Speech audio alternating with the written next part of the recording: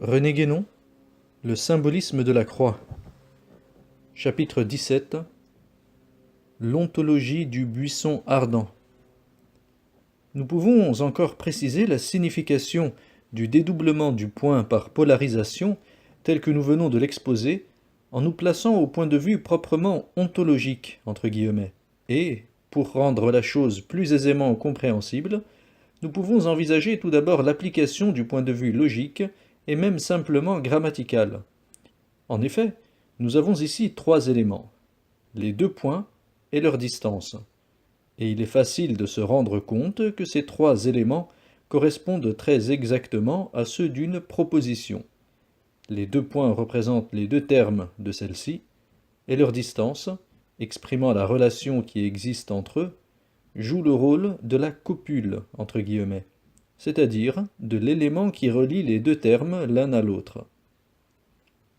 Si nous considérons la proposition sous sa forme la plus habituelle, et en même temps la plus générale, celle de la proposition attributive, dans laquelle la copule, entre guillemets, est le verbe être, entre guillemets, nous voyons qu'elle exprime une identité, au moins sous un certain rapport, entre le sujet et l'attribut, et ceci correspond au fait que les deux points ne sont en réalité que le dédoublement d'un seul et même point, se posant pour ainsi dire en face de lui-même, comme nous l'avons expliqué. Note de bas de page. Toutes les autres formes de proposition qu'envisagent certains logiciens peuvent toujours se ramener à la forme attributive, parce que le rapport exprimé par celle-ci a un caractère plus fondamental que tous les autres. Retour au texte. D'autre part, on peut aussi envisager le rapport entre ces deux termes comme étant un rapport de connaissance. Dans ce cas, l'être, se posant pour ainsi dire en face de lui-même pour se connaître, se dédouble en sujet et objet. Mais, ici encore, ces deux ne sont qu'un en réalité. Ceci peut être étendu à toute connaissance vraie, qui implique essentiellement une identification du sujet et de l'objet, ce qu'on peut exprimer en disant que, sous le rapport et dans la mesure où il y a connaissance, l'être connaissant est l'être connu. On voit dès lors que ce point de vue se rattache directement au précédent, car on peut dire que l'objet connu est un attribut, ouvrons la parenthèse, c'est-à-dire une modalité, fermons la parenthèse, du sujet connaissant.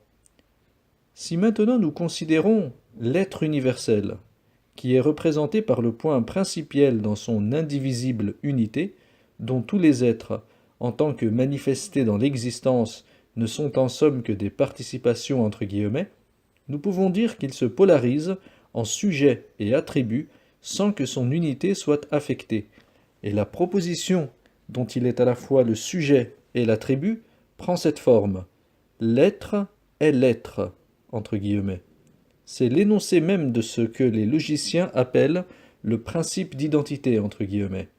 Mais sous cette forme, on voit que sa portée réelle dépasse le domaine de la logique, et que c'est proprement, avant tout, un principe ontologique, quelles que soient les applications qu'on peut en tirer dans des ordres divers.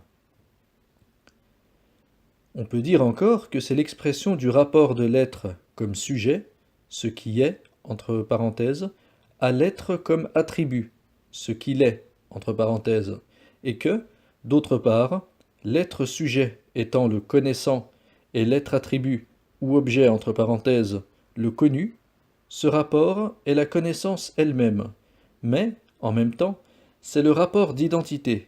La connaissance absolue est donc l'identité même.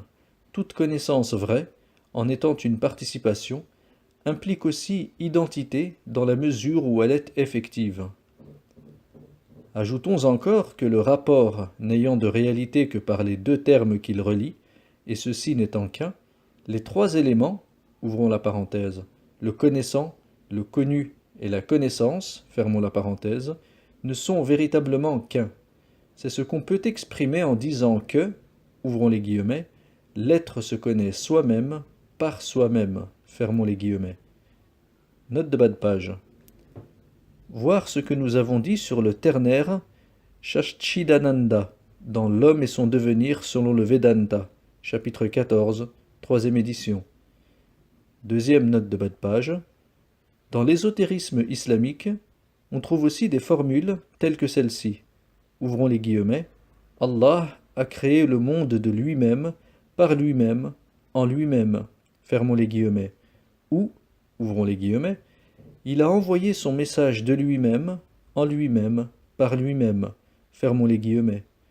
Ces deux formules sont d'ailleurs équivalentes, car le message divin entre guillemets est le livre du monde entre guillemets, archétype de tous les livres sacrés, et les lettres transcendantes entre guillemets qui composent ce livre sont toutes les créatures, ainsi qu'il a été expliqué plus haut.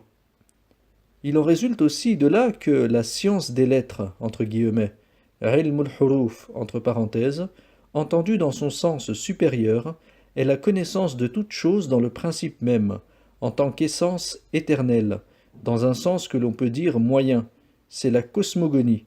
Enfin, dans le sens inférieur, c'est la connaissance des vertus des noms et des nombres, en tant qu'ils expriment la nature de chaque être, connaissance permettant d'exercer par leurs moyens, en raison de cette correspondance, une action d'ordre magique, entre guillemets, sur les êtres eux-mêmes.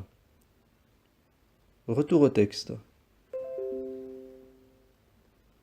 Ce qui est remarquable, et ce qui montre bien la valeur traditionnelle de la formule que nous venons d'expliquer ainsi, c'est qu'elle se trouve textuellement dans la Bible hébraïque, dans le récit de la manifestation de Dieu à Moïse dans le buisson ardent. Moïse, lui demandant quel est son nom, il répond « Eihei Asher Eihei », ce qu'on traduit le plus habituellement par « Je suis celui qui suis », entre guillemets, ouvrons la parenthèse, ou « ce que je suis », entre guillemets, fermons la parenthèse, mais dont la signification la plus exacte est « l'être est l'être », entre guillemets. Note de bas de page. Dans certaines écoles d'ésotérisme islamique, le buisson ardent, entre guillemets, support de la manifestation divine, est pris comme symbole de l'apparence individuelle, subsistant lorsque l'être est parvenu à l'identité suprême, entre guillemets, dans le cas qui correspond à celui du Jivan Mukta, dans la doctrine hindoue. Ouvrons la parenthèse, voir l'homme et son devenir selon le Vedanta, chapitre 23, troisième édition, fermons la parenthèse. C'est le cœur resplendissant de la lumière de la Shekinah, par la présence effectivement réalisée du suprême soi, entre guillemets, au centre de l'individualité humaine. Deuxième note de bas de page, Exode 3, 14. Troisième note de bas de page, Ehayeh doit en effet être considéré ici non comme un verbe, mais comme un nom, ainsi que le montre la suite du texte, dans laquelle il est prescrit à Moïse de dire au peuple, ouvrons les guillemets, Ehayeh m'a envoyé vers vous, fermons les guillemets. Quant au pronom relatif Asher, lequel, entre guillemets, quand il joue le rôle de la copule, entre guillemets, comme c'est le cas ici, il a le sens du verbe être, entre guillemets, dont il tient la place dans la proposition. Retour au texte. Il y a deux façons différentes d'envisager la constitution de cette formule, dont la première consiste à la décomposer en trois stades successifs et graduels, suivant l'ordre même des trois mots dont elle est formée. Ehayeh, l'être, entre guillemets, Ehayeh Asher, l'être est, entre guillemets, Ehayeh Asher Ehayeh, l'être est l'être, entre guillemets. En effet, l'être étant posé, ce qu'on peut en dire, ouvrons la parenthèse, et il faudrait ajouter ce qu'on ne peut pas ne pas en dire, fermons la parenthèse, c'est d'abord qu'il est, et ensuite qu'il est l'être. Ces affirmations nécessaires constituent essentiellement toute l'ontologie au sens propre de ce mot. Note de bas de page. Le fameux argument ontologique entre guillemets de saint Anselme et de Descartes, qui a donné lieu à tant de discussions et qui est, en effet, fort contestable sous la forme dialectique entre guillemets où il a été représenté, devient parfaitement inutile, aussi bien que tout autre raisonnement, si, au lieu de parler d'existence de Dieu entre guillemets, ouvrons la parenthèse, ce qui implique d'ailleurs une méprise sur la signification du mot existence entre guillemets, fermons la parenthèse, on pose simplement cette formule. L'être est, entre guillemets, qui est de l'évidence la plus immédiate relevant de l'intuition intellectuelle et non de la raison discursive, ouvrons la parenthèse, voir Introduction générale à l'étude des doctrines hindoues, page 114-115, fermons la parenthèse. Retour au texte. La seconde façon d'envisager la même formule, c'est de poser d'abord le premier ehey, puis le second comme le reflet du premier dans un miroir. Ouvrons la parenthèse, image de la contemplation de l'être par lui-même. Fermons la parenthèse. En troisième lieu, la copule, entre guillemets, Asher, vient se placer entre ces deux termes comme un lien exprimant leur relation réciproque. Ceci correspond exactement à ce que nous avons exposé précédemment.